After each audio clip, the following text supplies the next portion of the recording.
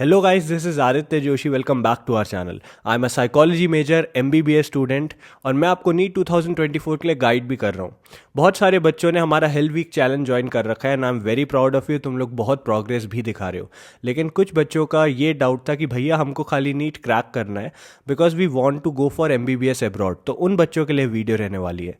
देखो, MBBS abroad जाना ना जाना वो तुम्हारा ही पूरा प्लान होने वाला है. That is your decision entirely. But I would suggest to you कि यार अगर MBBS अब्रॉड का ही तुम्हारा प्लान है तो ये 3 बातें तुम्हें दिमाग में ज़रूर याद रखनी है. पहली चीज़ कि तुम PG का क्या करोगे. ठीक है, बहुत सारी कंट्रीज़ होती हैं जो USMLE को उतनी अच्छी तरीके से सपोर्ट नहीं करती हैं. जैसे कज़ाकिस्तान का मैंने बार बार बोला है, वहाँ की एम्बेसी से ऑफिशियल नोटिस आए हैं जिन्होंने बोला है कि अगर तुम्हें USMLE के लिए प्रिपेयर करना है तो यहाँ से करने के बाद तुम्हें एक्स्ट्रा इंटर्नशिप्स करनी पड़ेगी, तो ड्यूरेशन बढ़ जाएगी. सेकेंड चीज़, बजट में तुम्हें ग्राउंड रियलिटी देखनी है. ठीक है, ग्राउंड रियलिटी का ये मतलब है कि बहुत सारे एजेंट्स ना बच्चों को बेवकूफ़ बनाने के लिए बस ये बोल देते हैं ये कंट्री तो इतने में हो जाएगी. जैसे फिलीपींस के लिए बोलते थे तो अंडर 30 lakhs हो जाएगी, जबकि ग्राउंड रियलिटी में वहाँ लिविंग एक्सपेंसेस बहुत हाई थे. इस वजह से यू नीड टू अंडरस्टैंड कि वहाँ लिविंग एक्सपेंसेस कितने हैं, ट्रांसपोर्टेशन कॉस्ट कितनी है, रहने खाने का खर्चा कितना आएगा, मंथली हॉस्टल वगैरह का खर्चा कितना आएगा. ग्राउंड रियलिटी जाननी बहुत ज़रूरी होती है. ग्राउंड रियलिटी का एक बहुत अच्छा एग्जांपल मैं तुम्हें देता हूँ. आज से 1-2 साल पहले तक बहुत ज़्यादा बच्चे ना रशिया में बशकिर करके कॉलेज है वहाँ जाते थे. भर भर के बशकिर में बच्चों को भेजा जाता था. एजेंट्स कहते थे बहुत अच्छा कॉलेज है, जाओ जाओ जाओ जाओ. तुम्हें पता है बशकिर के कॉलेज में इतने ज़्यादा ओवर एडमिशन्स हो गए थे कि वहाँ के हॉस्टल्स की हालत ऐसी थी, एक एक कमरे में 6 से 10 बच्चे रह रहे थे. बहुत ओवर पॉपुलेटेड कॉलेज है वो, बहुत ओवर एडमिशन्स वहाँ पे हो रखे हैं. अब एक बात बताओ, ऐसे कॉलेज में पढ़ाई कैसे हो पाएगी. यहाँ तो टीचर टू स्टूडेंट का रेशियो बिगड़ जाएगा, और अगर रेशियो मेंटेन करोगे तो नंबर ऑफ़ क्लासेस कम हो जाएंगी. राइट. तो इन सब चीज़ों को भी तुम्हें दिमाग में रखना है. भाई ग्राउंड रियलिटी जानना ज़रूरी है, क्योंकि अगर आप एक गर्ल चाइल्ड हो तो आपको ये भी देखना है वो कंट्री सेफ़ है कि नहीं, आपका हॉस्टल और आपका कॉलेज कितनी दूर है एक दूसरों से. ठीक है, तो ये सारी चीज़ें जाननी ज़रूरी होती है. और थर्ड चीज़ ये है कि यार बहुत सारे मैंने अब एजेंट्स देखे. पहली बात तो ये बात याद रखना है, यूट्यूब में जो सो कॉल्ड वहाँ के स्टूडेंट्स हैं ना, जो आपको गाइड करते हैं कि ले लो हमारे थ्रू एडमिशन ले लो, बहुत अच्छा है ये वो, majority of them are agents themselves, या फिर उनको अच्छा खासा कट मिलता है. तो इस वजह से आपको ये बात जाननी बहुत ज़रूरी है कि आजकल एक नया ट्रेंड चला है कि आप हमें एडवांस में पैसा दे दो, उसके बाद हम आपको इसके बारे में गाइड करेंगे, उसके बाद हम काउंसिल करेंगे इस बारे में. That is not the case भाई, ये कभी हो ही नहीं सकता है. तुम्हें ये क्यों करना है, एडवांस में पैसा क्यों देना है? क्योंकि once you invest money somewhere तो तुम वहाँ से अटैच हो चुके होते हो. अब हमारे पास इतना पैसा तो है नहीं कि हम 10 जगह पैसा देते फिरेंगे. तो व्हाट यूजुअली हैपेंस इज कि उसके बाद आपको उसी चैनल के थ्रू एडमिशन लेना पड़ जाता है, which is not a good idea.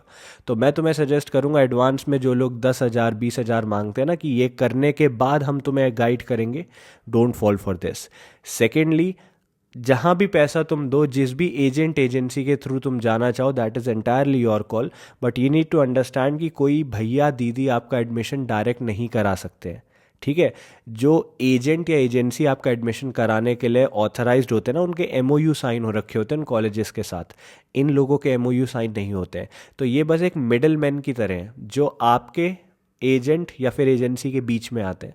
तो जितने ज़्यादा ऐसे लोग आपके बीच में आते रहेंगे ना, आपके हिडन चार्जेस बढ़ते रहेंगे, क्योंकि इन सबको भी पैसा कहीं ना कहीं से देना पड़ेगा. तो एट फर्स्ट ग्लांस जब आपको लग रहा होगा ना कि अरे ये तो बहुत सस्ती कंसल्टेंसी में एडमिशन करा रहा है, असल में ऐसा कुछ नहीं है. लैंड होने के बाद आपसे एडमिनिस्ट्रेटिव चार्जेस से वो पैसा निकाल लेंगे, डॉलर्स में पैसा निकाल लेंगे. बहुत तरीके होते हैं पैसा निकालने के. आपको पता है कि मैं पहले फिलीपींस में था. राइट, मैं MBBS अब्रॉड के लिए फिलीपींस गया था, जहाँ मैंने पहले साइकोलॉजी मेजर करी. उसके बाद मेरा वहाँ MBBS या सो कॉल्ड MD कहते हैं वहाँ फिलीपींस में, वो चालू होने वाला था. मैंने बहुत फेस किया.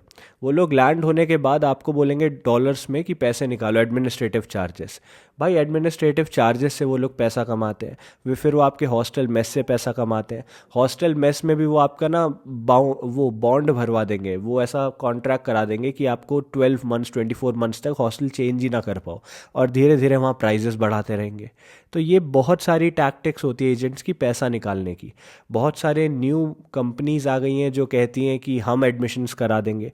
भाई ये न्यू कंपनीज को पता ही नहीं है एडमिशन के लिए क्या करना है, कौन सी कंट्री अच्छी है कौन सी बुरी है। किर्गिस्तान को बहुत फेवर किया जा रहा है, Kyrgyzstan is not a good idea, Kazakhstan is not good for US Emily वगैरह। तो बहुत सारी चीज़ें, जॉर्जिया का इतना ज़्यादा ड्यूरेशन बढ़ गई है और जॉर्जिया की ग्राउंड रियलिटी में फ़ीस इतनी ज़्यादा हाई होती है। ठीक है, बांग्लादेश इतना महंगा है, नेपाल महंगा है, कोई बोलता ही नहीं इसके बारे में कि यार ये एक्चुअली में ग्राउंड रियलिटी में इज़ क्वाइट एक्सपेंसिव। तो यू नीड टू अंडरस्टैंड कि यार ग्राउंड रियलिटी की आपको फ़ीस देखनी है, आपको खाली ट्यूशन फ़ीस देख के थोड़ी एडमिशन लेना है। अगर ट्यूशन फीस देख के एडमिशन लेना होता तो फिर तो इंडिया के प्राइवेट कॉलेजेस देखो, वो भी खाली ट्यूशन फीस बताते हैं अपनी, लेकिन तुम्हें पता है ना कितने महंगे हो जाते हैं वो।